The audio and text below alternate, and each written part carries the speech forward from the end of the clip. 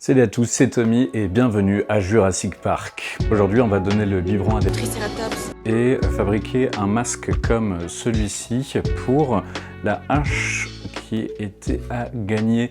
La hache fabriquée par Mathieu de la taillanderie des 4 Vallées. J'en ai déjà un pour cette hache-là, donc qui a été fabriquée par Mikael de Forge de Gobanos, et c'est lui qui l'avait fabriqué. Et là, je vais en fabriquer un qui aura à peu près la même taille. C'est parti. J'ai mis un peu de temps à faire ça, notamment parce qu'il me fallait du bois, et j'ai trouvé ce bout de bois, mais en fait, je me suis rendu compte qu'il était beaucoup trop grand, mais peut-être que vous en êtes rendu compte avant moi. On va utiliser celui-là, qui est largement suffisant. Et si vous voyez l'idée, le petit modèle qu'on a là, ça va être quelque chose comme ça, avec la hache, donc ça c'est une copie de la hache, disons, qui va rentrer comme ça là-dedans. Donc je vais reporter ça sur mon morceau de bois et on va commencer, c'est parti. La première chose que je vais faire, c'est percer les trous pour les cordons, parce que une fois que j'aurai commencé à travailler sur les pièces, ce sera plus dur à faire. Et puis comme ça aussi, vu que c'est le seul truc que je fais avec un outil électrique, ce sera réglé et j'aurai plus que les outils à main à utiliser. J'utilise un guide de perçage, je sais que ça fait pas pro, mais je m'en fiche.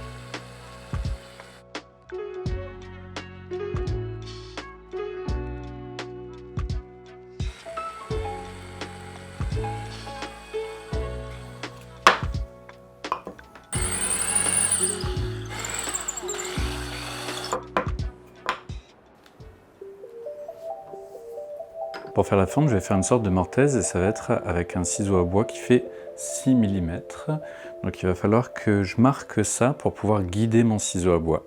Et attention, si vous faites de la menuiserie, ça va vous piquer les yeux. Voici mon trusquin. Alors peut-être que certains ne savent pas ce qu'est un trusquin et du coup, c'est pas trop grave.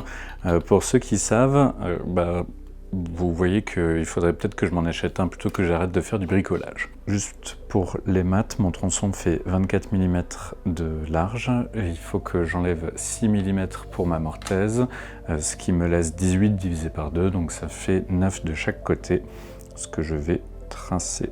Alors certains diront pourquoi j'ai pas juste acheté un trusquin mortaise, parce que ça coûte cher. Et c'est parti, donc je commence par le centre. Ah oui, je vous préviens, si vous êtes menuisier, ébéniste, charpentier, il est possible que vous voyez des trucs horribles dans cette vidéo.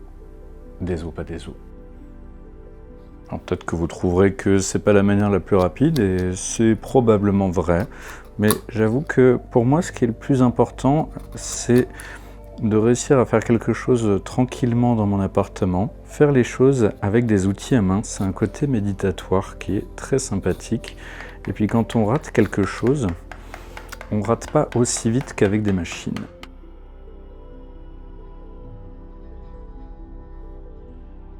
Progressivement, je vais de plus en plus profond et de temps en temps, je teste avec mon petit gabarit pour voir où j'en suis.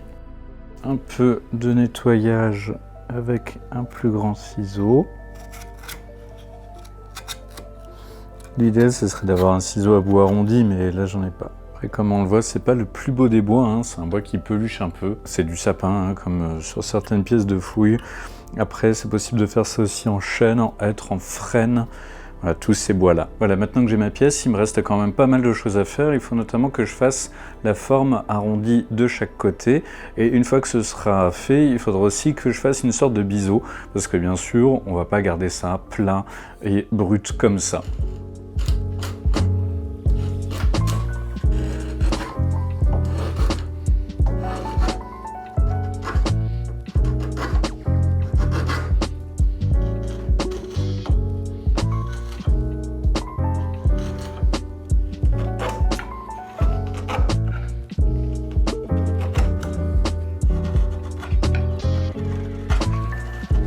Voilà, maintenant j'ai cette forme de bateau pas fini et ce que je vais faire, c'est que je vais reprendre mon gabarit du début et comme ça je vais pouvoir en fait tracer autour les endroits où il faut éviter de venir creuser.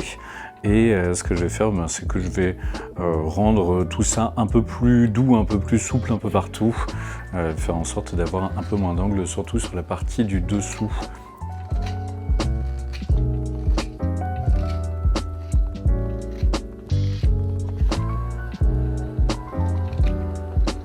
Bon, j'avance bien, mais il faut que je m'arrête pour aujourd'hui. On continuera demain.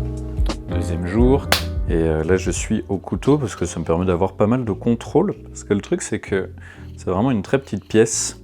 Donc le problème, c'est de tenir ça dans l'étau. C'est extrêmement compliqué. Et pendant que je fais ça tranquillement, je vous rappelle que si vous souhaitez soutenir la chaîne, vous pouvez le faire de plein de manières. Bien sûr, il y a toutes les manières gratuites. Il vous suffit de mettre un petit pouce vers le haut, un petit commentaire. Tout ça, ça aide déjà énormément. Moi, ça me motive, ça me fait plaisir. Et puis, vous le savez, le système de recommandation de YouTube aime bien. Et puis, si vous avez envie de soutenir la chaîne, vous pouvez faire ça avec le Tipeee, à partir de 1 € par mois. Et là, sur les mois de novembre et décembre, si vous participez, vous entrez automatiquement dans le tirage au sort pour gagner un simulateur d'épée viking. C'est de la marque Black Fencer. Ce n'est pas sponsorisé par la marque, c'est sponsorisé par personne. Et donc, il y aura une personne qui sera tirée au sort. Ce sera en début d'année 2025, l'année prochaine.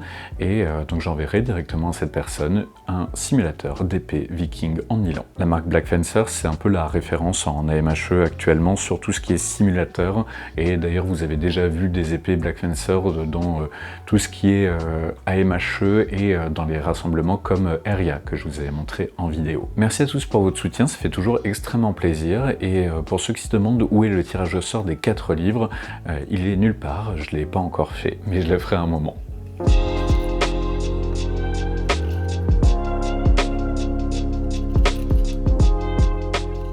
Pour rappel, si vous voulez reproduire ça à la maison, règle numéro 1 du couteau, c'est que on ne met jamais les doigts, les viandes amies devant soi, devant la lame.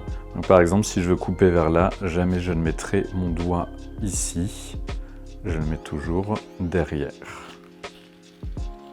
Quand je coupe vers moi, je fais attention à ne pas laisser mon pouce ici, je le laisse sur un côté que la lame ne peut pas atteindre. Je suis assez content du rendu global. Alors non, ce n'est pas parfait. Et je suis sûr que vous pourriez faire mieux.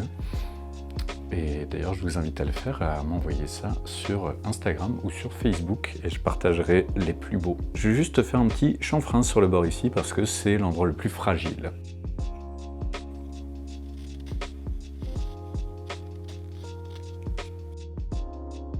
Alors certains n'aiment pas l'huile de lin sur le résineux, je peux comprendre parce que ça a tendance à jaunir un peu.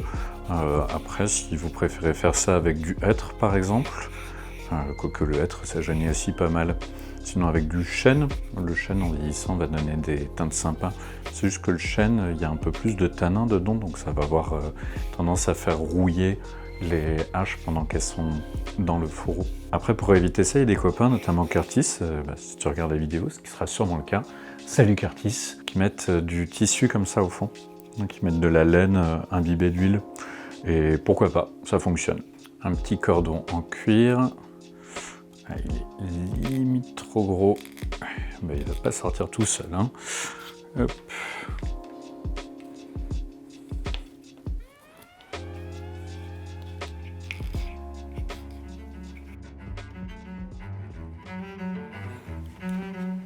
Très bien, et parfait.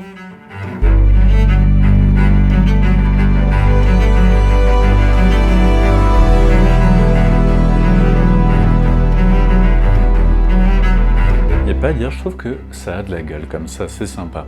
J'espère que cette vidéo vous a plu, moi c'était un plaisir comme d'habitude. J'attends votre avis dans les commentaires et vos photos de vos étuis réalisés par vos soins. N'oubliez pas de vous abonner si vous êtes resté jusqu'ici, objectif 10 000 abonnés avant la fin de l'année.